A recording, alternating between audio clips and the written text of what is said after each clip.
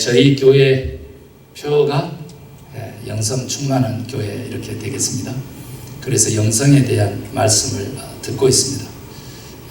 영성, 하나님을 사랑하는 방법, 또 영적인 인격, 예수 그리스도를 닮는 것, 주님과의 동행 임마누엘, 성령 충만, 다양한 그런 표현들이 있고 그런 정의들이 있지만 저희 교회는 이제 예수님 닮기 이러한 것에 집중해서 영성을 살펴보고 있는데, 어디까지 왔냐면 벌써 9월 마지막 주에 주니까 습관이 영성이다 라고 하는 이야기를 지금 하고 있습니다. 습관이 영성이다 라고 하는 이 정의의 핵심 메시지는 여러분 한번 따라 하십시다. 당신이 사랑하는 것, 그것이 당신입니다. 이 하나님의 음성을 듣고 네가 사랑하는 것, 그것이 곧 니다. 그래서 우리의 사랑을 바로잡을 필요성이 있다는 것입니다. 여러분 아시다시피 사랑은 우리가 흔한 얘기로는 세 가지 정도로 우리가 이해를 하고 있죠. 에로스적인 거, 또 이렇게 필리오케적인 거, 이성적인 거요. 그리고 아가페 이렇게 다른 사람을 위한 이타적인 거. 이런 것들을 다 사랑이다 이렇게 표현을 하지만, 우리 기독교에서 말하는 그 사랑은 에로스적인 사랑에 불릴 듯 일어나는 그 욕정에, 육체적인 반응에, 마음의 감정의 반응에 플러스 영적인 질서를 가져서 그것을 일컬어서 우리는 아가페 사랑이라고 하자. 우리의 본성은 이기적일 수밖에 없지만은, 자기 중심적일 수밖에 없지만은, 하나님의 말씀으로 영적인 질서를, 뼈대를 세우면 그게 곧 이타적인 사랑이 돼서 하나님의 사랑이 돼서 아가페 사랑을 소유한 자들이 된다. 그 사랑이 곧 우리이기를 원한다. 그래서 하나님은 사랑이시니까 하나님을 믿는 자들은 다 사랑 덩어리들이 돼야 된다. 믿으시면 아멘. 그런 차원에서 바로 우리들의 그 마음이 중요하다는 거예요. 욕정이 있고 열망이 있고 감정이 있는 이 마음, 히브리어로 카르디아라고 하는 이 마음이 너무 우리에게 중요하다는 거예요. 그런데 이 마음이 담겨 있어야 할 것, 또 이 마음이 언제나 지향해야 될 것을 일컬어서 우리는 텔로스, 즉 목적지, 지향점, 그러는데 그것을 우리 기독교는 천국으로, 하나님의 나라로 삼고 있다는 거죠. 그래서 우리들의 마음 속에 목적지가 천국으로 삼아지면 우리의 마음 속에 천국이 임하는 것입니다. 그래서 우리들의 마음 속에 천국이 임하면 곧 그것은 이 땅에 살면서 우리가 신앙하고 교회 다니는 이유인 이 땅에서부터 천국을 소유하며 누리며 사는 거다. 다른 말로 하면 하나님의 나라 속에, 하나님의 다스림 속에, 하나님의 통치 속에, 하나님의 주권 속에 우리 자신을 맡기고 살아내는 것, 이것이 크리스찬들의 삶이다 라고 하는 이야기입니다. 그런데 그 마음이 지향하는 것, 우리 인생의 목적지, 바로 그 하나님의 나라의 현재성, 그 복음이 가지고 있는 바로 그 현재성, 그것의 다른 표현은 바로 교회라고 하는 것. 우리가 이렇게 함께 나선 소망 교회라고 하는 이름으로 함께 모여서 예배하는 것이 그 교회의 핵심이기도 하지만, 오늘의 주제는 뭐냐 그랬더니 우리들의 가정이 곧 교회라고 하는 그 인식을 마음에 새겨라 라고 하는 것이 오늘 아침에 하나님이 우리에게 주시는 메시지입니다. 우리가 이루고 있는 그 가정이 곧 교회, 하나님의 나라, 천국, 그리고 우리 인생의 궁극적인 목적지, 바로 그 텔로스예요.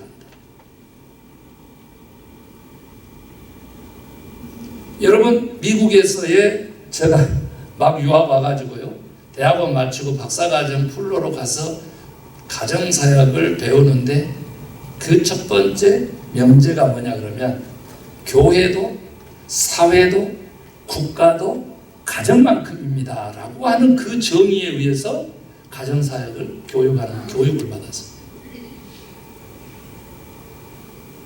이 사회도 국가도 아니 교회도 우리의 가정만큼. 그러니까 가정은 당연히 교회일 뿐더러 가정은 가장 적은 단위의 하나님의 나라 그리고 천국이다라고 합니다. 하나님의 나라라고 하는 개념은요, 하나님의 통치를 의미합니다. 누가 다스리냐에 따라서 누구의 나라가 결정난다는 것입니다. 우리의 가정도 하나님이 통치하시고 다스리실 때 하나님의 나라가 되고 천국이 되는 것입니다. 우리가 꿈꾸는. 그런데 남편도 아니고 아내도 아니고 자식이 다스린다든지 물질이 다스린다든지 세상의 온갖 잘못된 그러한 비전, 잘못된 텔로스들이 그 욕망들이 다스리기 시작하면 우리의 가정은 무너지게 돼요. 이 땅에 존재하는 가장 무서운 무기는 뭐예요? 저 우크라이나 전쟁 중인데 러시아도 푸틴이 핵무기 쓰겠다. 북한도 남조선 저 정권이 하도 가짜라서 우리는 그냥 무슨 일만 있으면 자동으로 핵무기가 타격되도록 그것을 통과시켜서 자동 타격시키겠다 막 하고 얼마만큼 공포를 불러일으킵니까? 세상에서 가장 무서운 무기가 핵무기거든. 그런데 우리 가정을 세상 예전은 어떻게 주입을 시키냐 그랬더니 핵가족 시대다. 핵을 붙여가지고 그래가지고 그냥 우리의 가정을 막 폭파시키고 있는데 이게 너무나 심각한데 교회가 또 우리 믿는 사람들이 이 가정의 소중함과 중요성, 가정은 가장 적은 단위의 하나님의 나라요 교회라고 하는 이 사실을 잊어먹고 살아간다는 거예요. 남편도 아니어야 되고 아내도 아니어야 되고 자식도 아니어야 되고 물질도 아니어야 되고 잘못된 세상적인 그 잘못된 그 욕망도 아니어야 되면 누구여야 하느냐? 가슴을 다스리는 자, 우리 하나님이셔야 한다는 겁니다. 그 하나님 삼위일체 하나님은 그 본질이 공동체적이어서 가족의 구성 중에서 어느 한쪽을 결코 무시하거나 제끼거나 소외시키거나 비하하거나 할 수 없다는 거죠. 우리 조은이 열심히 예배드려서 아빠 마음이 흡족한데 얼마 전에 우리 조은이 때문에 제가 교장 선생님에게 불려갔어요. 그걸 또 미리 내일 오세요 하면은 그냥 하루만 고민할 텐데 열흘 전부터 아버지 모시고 와야 되는데 우리가 일정 잡아줄게요 이렇게 되다 보니까 조은이가 열흘 동안 살이 쭉쭉 빠졌어요. 그럼 기분이 영 안 좋아. 그래서 김조은 무슨 일 있어? 그러는데 닥터송 우리 프린시팔이 뭐라고 아빠한테 얘기할까? 그럼 아빠는 그걸 어떻게 받아서 우리 가정에서 나를 어떻게 대할까? 이거에 그냥 밥맛도 없다는 거죠. 짜장면 지금 얼음 먹은 거 꽃배기 먹어도 또 먹으려고 하는 친구인데 밥맛이 없다. 고민이 엄청 많았어. 그래서 2시간 동안 교장선생님하고 우리 조은이 엄마까지 같이 가서 교육받고 왔습니다. 교육받고 왔습니다. 아들들 둘이는 벌써 엄마를 무시하는 경향이 보입니다. 그런 일이 발생할 때마다 아빠가 임발구하세요 이러더라고요. 아빠의 권위로 아들들이니까 임발구하라고. 그래서 그 단어 하나 가지고 와가지고 딱 엉터를 놨더니 그 다음부터는 우리 조은이가 오늘 아침에도 엄마하고 싸웠어 안 싸웠어 그랬더니 싸웠다 그래가지고 저는 일찍 오니까요. 속이 상하긴 한데 그래도 내가 인볼브 하면 좋겠어 그러면 아빠는 아니야. 엄마하고 어쨌든지 타협을 보려고 하는 그런 성향도 보이고 있어요. 여러분 누가 다스리느냐? 하나님이 다스려야 되는 거예요. 그 아빠의 그 권한, 아빠의 그 올소리티 권위는 어디서 나왔냐 그랬더니 성경은 바로 그 하나님 아버지가 자식을 사랑하는 사랑으로부터 그 권위가 나온다. 그 통치가 나온다. 그 다스림이 나온다. 그 가정을 이끌어 가시는 주권과 역사하심이 나온다. 그 그런데 이 사랑이 어느 정도의 사랑이냐 그랬더니 우리가 하나님을 몰라가지고 하나님하고 원수된 상태에서 아직도 죄의 문제를 해결을 하지 못해가지고 죽은 상태에서 하나님의 사랑이 나와서 아들이 그 죄의 값에 희생제물로 십자가에 못 박혀 달려 돌아가시고 다시 생명의 자녀로 빛의 자녀로 하나님의 자녀로 구원함을 입은 것이 바로 하나님의 그 사랑, 그 권위, 그 다스림, 그 통치, 그게 우리들의 삶 가운데 놓여져 있어야 된다라고 이 아침에 주님이 우리에게 가르쳐 주시는 거예요. 그래서 네가 좀 나하고 어떻게 아들, 딸의 관계를 맺었는지를 한 번만 되돌아보라 해가지고 되돌아봤더니 뭐냐 그러면 바로 우리가 세례를 받는 것입니다. 가톨릭에서는 영세라고 하는데 물로 세례를 받는 거죠. 그리고 삼위일체 하나님의 이름으로 내가 너에게 세례를 주노라 하면 곧바로 우리 장로교 통합 쪽에서는 성령 세례, 불세례도 함께 오는 것으로 그렇게 보고 있습니다. 그런데 여기서 조금 더 불세례를 강조한 사람들은 뭐 방언을 해야 된다는 또 이상한 것들을 갖다 붙이는데 아니면 삼위일체 하나님의 이름이 아버지와 아들과 성령의 이름이 바로 불세례에 해당되는 정도의 강한 능력이 있고 역사하심이 있는 겁니다. 그래서 그대로 받으면 아멘 하면 그것이 곧 우리에게 꼭 필요한 세례 예식이 되는 것이죠. 그러면 세례가 의미하는 바는 뭐냐 그랬더니 죄사함을 받는 것과 동시에 하나만 더 꼽으라면 바로 본질적인 네가 이제 어둠의 자식이 아니고 세상에 속한 자식이 아니고 나와 관계 맺었는데 아들, 딸로 관계 맺은 나에게 속한 자다. 하나님께 속한 자다. 아멘. 따라했죠. 나는 주께 속한 자입니다.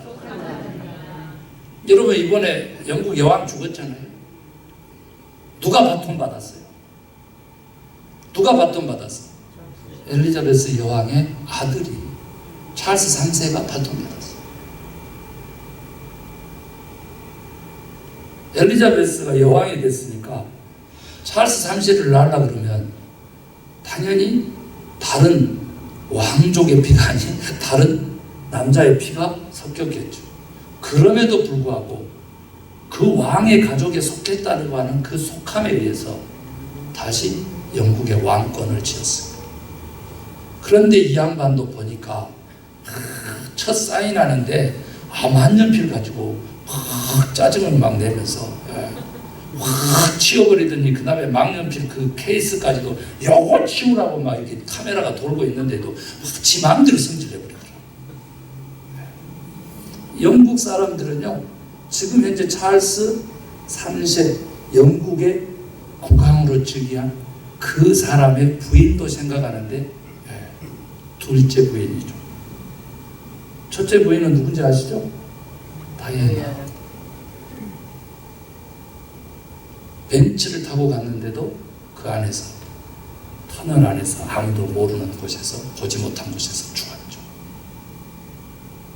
어떻게 죽은지에 대해서는 아무도 묻지 않고 있어요. 지금 비극일 수도 있지만 여러분 그 가정을 한 번만 더 주의해서 보라 이 말이에요.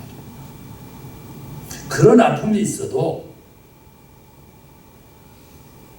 누구에게 속했느냐에 따라서 세움을 입은 것처럼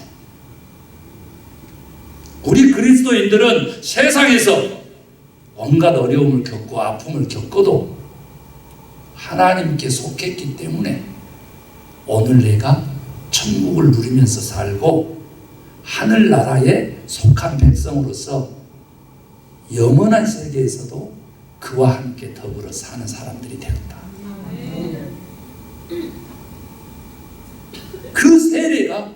그 세례가 곧 교회를 이룬 것이듯이 우리 가정도 교회라고 했을 때 교회의 사명을 그대로 다하는 가정이면 최고의 가정이라는 거죠.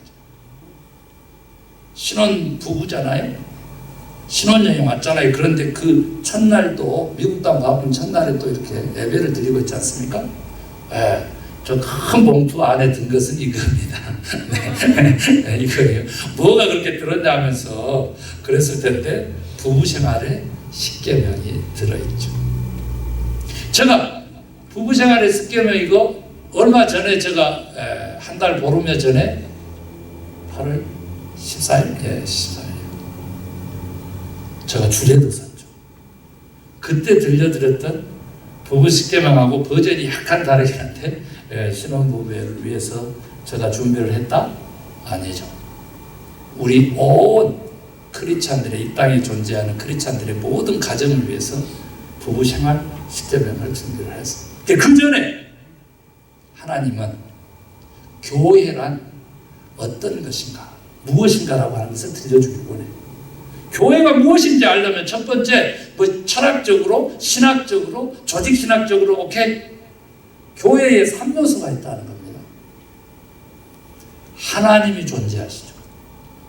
그 하나님은 특별히 은혜의 말씀도 우리에게 주시려고 교회에 위임해서 자기 계시로서의 말씀도, 살아계신 말씀도 준비해 두셨어요.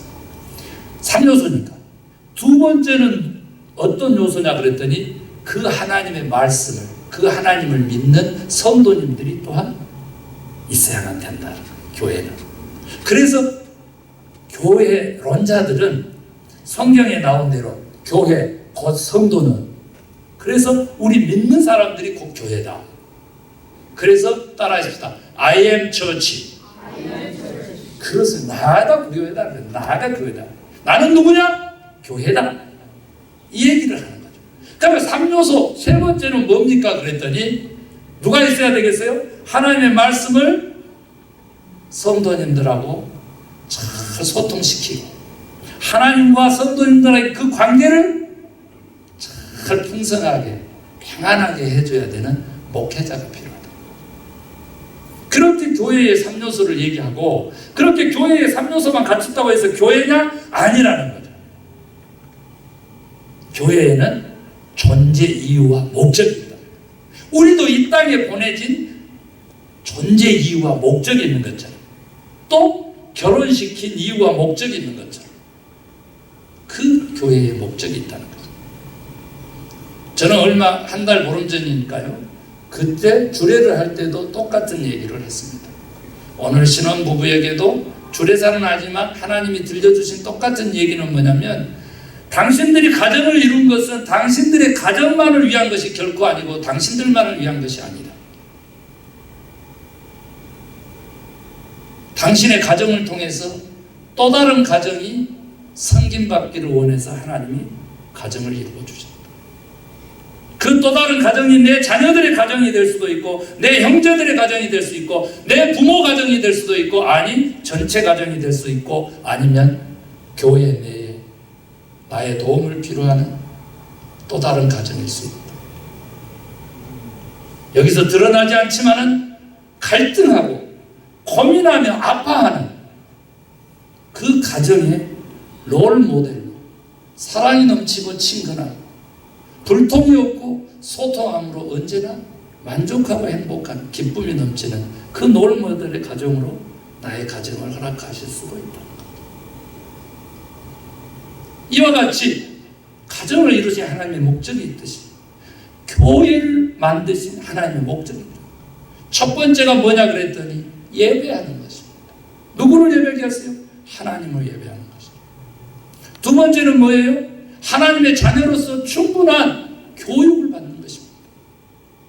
예배는 우리가 열심히 하는데 이 교육 프로그램을 하자 그러면 죽어도 싫은 사람들에게는 오늘 다시 한번 교육받자. 나는 아직도 부족해. 하나님 앞에 설 때까지 배울 거야. 그런 마음이 절실합니다. 그렇게 예배자로서 자기 자신을 하나님께 바치기로 헌신하고 주마다 헌신할 뿐만 아니라 가정이 교회니까 가정에서도 예배를 통해서 가정 생활 자체를 예배라고 생각하고 끊임없이 헌신하게 되면 그 가정은 가장 행복한 가정, 하나님이 축복하시는 가정이 될 뿐만 아니라 다른 사람들에게 저 가정은 하나님이 임마누엘 하시는구나. 임마누엘의 다른 이름은 예수. 예수가 함께하는 가정입니다. 그러니까 구원이 일어나는 거예요. 세상은 다 멸망할지라도, 큰 어려움과 환난을 겪을지라도 그 가정만큼은 하나님이 오른손에 붙드시고 안이 품에 안으시는 장중에 붙드시고 보호하신다는 거예요. 그 약속이 있는 거예요. 그렇게 예배하고 교육받아서 준비가 되면 그 다음에 뭐 하라는 거예요? 선교하고 전도하라는 것이죠. 다른 사람에게 복음, 예수 그리스도를 전해야 되는 것이죠. 그 복음의 핵심은 하나님의 사랑으로 나타난 바 된 바로 예수 그리스도의 십자가, 그의 부활이라는 거죠. 그것을 다른 사람에게 열심히 선교하라고 교회가 주어졌다는 거예요. 네 번째 교회의 목적은 뭐냐 그랬더니 성도 간의 친교, 교제입니다. 내 가진 것을 다른 사람하고 나누고 떡을 떼고 차를 마시고 시간을 나누고 그렇게 교제하는 것이죠.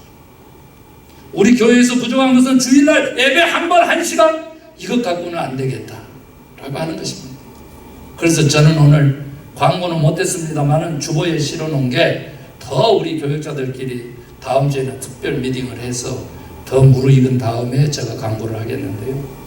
여러분, 영성 세미나를 달에 한 번씩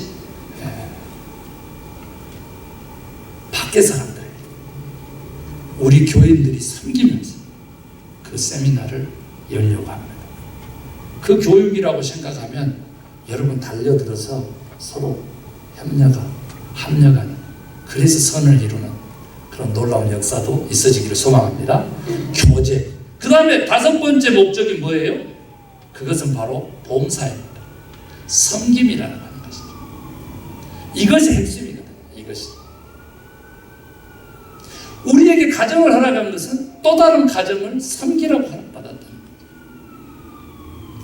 이것을 교회의 5대 사명을 인생의 목적으로 바꿔서 목적이 이끄는 삶이라고 하는 책을 쓴 사람이 바로 여기서 1시간 반 거리에 새들백에 있는 릭 워렌 목사. 불후의 명작이 돼서 이 베스트셀러의 책 팔린 권수를 앞으로도 깨기는 힘들 것이다. 이렇게 얘기할 정도로 놀랍습니다. 이 역사를 주권하신 분이 하나님 맞으시나? 예스!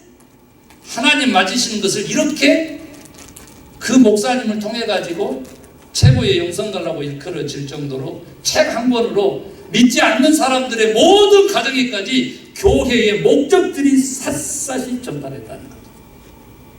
믿으시면 아멘. 역사를 주권하신 분, 이 세상을 다스리시는 분은 하나님이시다는 거죠.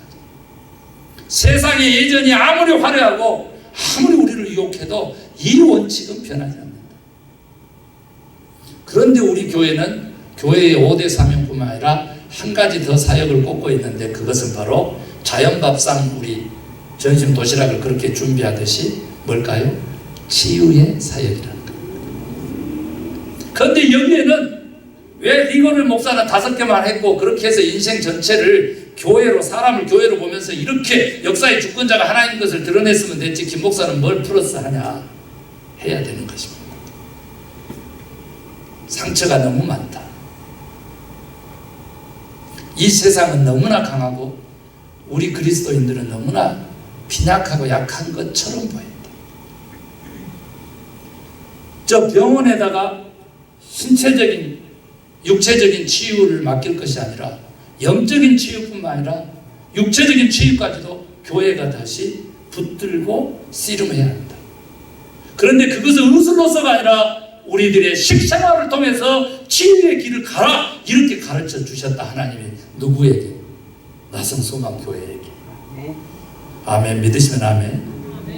그런데 오늘 아침에는 하나님이 에이, 네가 치유받기 위해서 교회에 오는 거 그렇게 수다나 삼고 도구와 삼지 말아라. 그 교회는 내 몸이니까.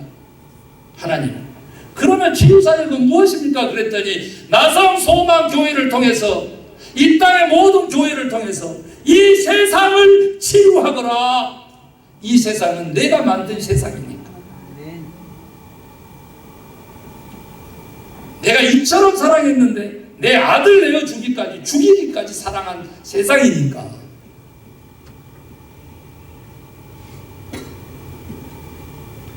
세상 예전에 종속된 삶이 아니라 세상의 문화를 기경하고 갈아엎고 리포메이션, 개혁할 뿐만 아니라 재형성시키는, 리스토링이 아니라 그 정도의 회복이 아니라 재형성하는 리포메이션에까지 네가 교회가 그렇게 나아가야 한다라고 하는 사명과 목적을 주셨다는 거예요. 그래서 제가 질문하는 것입니다. 마지막으로 우리의 가정에는 과연 예배가 있느냐? 우리의 가정에는 과연 교육이 있느냐? 우리의 가정에는 과연 선교가 있느냐? 전도가 있느냐? 우리의 가정에는 과연 교제가 있느냐? 우리의 가정들에는 과연 섬김, 봉사가 있느냐? 우리의 가정에는 과연 치유가 있느냐? 그런데 이 가정의 바운드리를 넘어서서 또 다른 가정을 향해서 이 세상을 향해서까지 예배하며 교육하며 선교하며 교제하며 봉사하며 치유하는 교회냐라고 이 아침에 우리에게 묻는 것이죠. 우리는 가정이 어떻게 태동하게 되었는지, 가정이 왜 교회인지를 세례를 통해서 들으셨다면 오늘 마지막으로 본문을 통해서 들을 이야기는요, 계시록이 22장까지 있습니다. 계시록 마지막 그 대미를 장식하면서 하나님이 우리에게 들려주시는 말씀이죠. 맑은 물소리, 큰 물소리, 막 우레와 같은 그 소리로 하나님이 말씀하신 말씀이에요. 신부가 신랑을 맞을 단장이 되었다. 내가 다시 혼인잔치를 열고 그 혼인잔치에 너희를 초대할 것이다. 우리 자신이 신부가 된다라고 하는 게 상징인데 바로 교회의 신부됨을 얘기하는 것이죠. 우리 가정이 예수 그리스도의 신부됨이 된다는 거죠. 그 관계성 속에서 하나님의 통치가 일어난다는 거죠. 아들 내어준 그 애틋한 그 희생과 사랑뿐만 아니라 바로 지금 여기 결혼관계에 해당되는 애정이 교차하는데도 불구하고 결코 깨질 수 없는 그 한몸된 혼인관계 속에서 하나님이 우리 가정을 통치하기를 원하시는 거죠. 그 마지막 때에 하나님이 우리에게 혼인잔치에 온 자들은 복이 있다. 이것은 천지를 지으시고 그 마지막이 되시는 하나님의 말씀이다. 이것이 오늘 본문의 내용인 것입니다. 오늘 우리는 이 아침에요, 이 예배를 통해서 이 말씀을 통해서 오늘 요한계시록의 본문의 말씀을 통해서 보면 신부가 단장하는 세마포 옷을, 새 세마포 옷을 입어야 된다는 거예요. 하얀 신부의 드레스죠. 그럼 우리가 각자가 입어야 돼요. 그랬더니 그게 뭐라 그랬어? 한번 읽어봐. 방금 그거 띄어넣었어. 8절. 이 세마포 옷은 성도들의 옳은 행실. 교회의 5대 사명은요, 우리가 받는 것이 아니고요, 다 우리가 행해야 되는 것들을 의미하고 있고요. 우리 교회가 나성소망교회가 택한 바로 그 6대 사명도요, 우리 가정이 교회라면 그 가정이 실제로 그렇게 행하라는 거죠. 그러면 그 옷은 빛나고 깨끗한 옷이 되어서 마지막 때에 우리 어린 양 예수 그리스도의 혼인잔치에 초대를 받게 되는 복된 성도님들이 되는 길이다. 아멘입니까? 네, 그래서 부부생활 10계명 읽어드리고 말씀을 마치겠습니다. 1. 항상 서로를 챙기며 격려하는 말을 잊지 말자. 오늘 너 참 이쁘다. 둘이. 야, 서로 쳐다보고 웃음뿐이 안 나와요. 막 이런 식인데, 아니 둘이서 깜짝 놀리는데. 부부잖아. 그런데 방금 쳐다보고 오늘 참 이쁘다 얘기해주라 했더니 쳐다보자마자 막 웃어버리네. 마이크 대줬으면 큰일 날 뻔 봤어. 윤석열 카메라 돌아갔으면 큰일 나는 거야. 아유, 웃음소리가 너무 컸지. 2. 부부간에도 지켜야 할 행동의 예절을 지켜. 3. 매일 한 끼 이상 반드시 함께 식사해라. 바쁘다고 하루 세 끼 한 끼도 안 먹고 그렇게 부부로 사는 것은 그 부부가 아니라는 거죠. 같은 음식을 먹으니까 같은 몸이 되고 같은 감각이 되고 같은 마음이 된다는 거예요. 음식궁합 맞은 사람은 그 속궁합도 다 맞는다는 옛 선조들의 말씀이 있어요. 제가 부부 클리닉 할 생각은 없고. 4. 부부가 함께 공유하는 취미를 만들어라. 이거 늙어갈수록 너무 중요해요. 부부가 함께 공유하는 취미. 여보, 우리는 있는다. 네. 5번째, 항상 마음을 열고 대화하려는 자세를 가져라. 소통이 전부입니다. 불통하면 감옥 가는 거예요. 6번째, 상대방이 잘했을 때 아무리 사소한 것에도 칭찬하라. 칭찬은 고래도 춤추게 한다. 이거 아닙니까? 오늘 우리 조은이한테 기준이 아빠가 요거 돼요, 요거. 그런데 이 새끼손가락만한 거 하나만 해도 아빠가 엄청 기뻐하고 칭찬하잖아요. 그게 우리 하늘 아버지의 마음인 줄로 그렇게 믿습니다. 부부도 그래야 된다는 거예요. 7번째, 서로 거짓말하지 말고 끝까지 믿어줘라. 여러분, 사랑은 믿음에서 시작하고 믿음이 깨지면 깨지는 겁니다. 그래서 믿음으로 구원 얻는다는 말을 교회에서 하는 거죠. 우리 하나님과의 우리도 마찬가지. 네가 들은 대로 행하는 것이 정직인데 하나님 말씀 부탁받았는데 그거 안 하고 뭉기잖아요. 그럼 벌써 깨지는 거예요. 사랑이 깨져버려요. 축복하려고 선물 주려고 그렇게 부탁한 것을 그걸 무시하면 그렇게 되는 거예요. 8번째, 상대가 나와 다르다는 것을 인정하고 존중하라. 이것도 기독교 황금률과도 같아요. 상대방을 나보다 더 낫게 여기는 것.